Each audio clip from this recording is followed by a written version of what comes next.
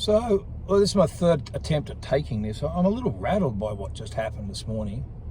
I'm sitting at coffee, by myself and at a breakfast place, just about to go to church. And this guy who is having a conversation table next to me is talking about the black problem, the blacks in Tennant Creek. And look, there's challenges here. Blind Freddie can tell there's challenges here. Stevie Bloody Wonder can tell you there's challenges here. So then he starts talking to me. He says, look, I just need your insight on an issue. Said, for thousands of years, people have been dislocated from their home and they've moved into the city and they just made the most of it. Like the Hungarian Jews, for example, made the most of it in Australia or in America. So why don't the blacks just get over their stuff and just make the most of it? And I didn't know what to say, to be honest. I was flabbergasted by the question. Like, why am I doing his work for him? Well, I'm like, dude, and I still can't believe that he would be even, it's not a similar situation. It's not a similar case.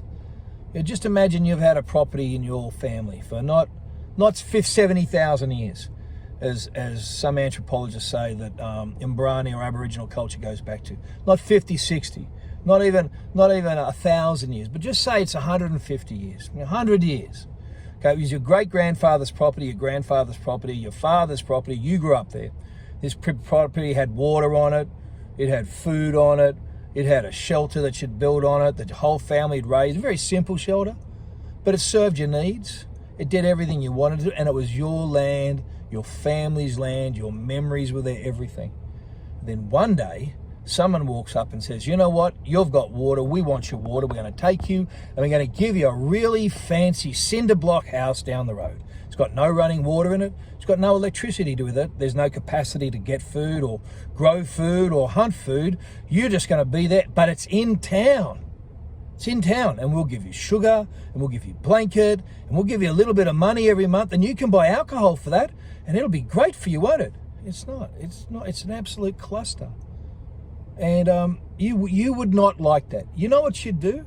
You would probably spend the rest of your days and your children's days and your children's children's days trying to get your great-grandfather's house back. That's what it's like.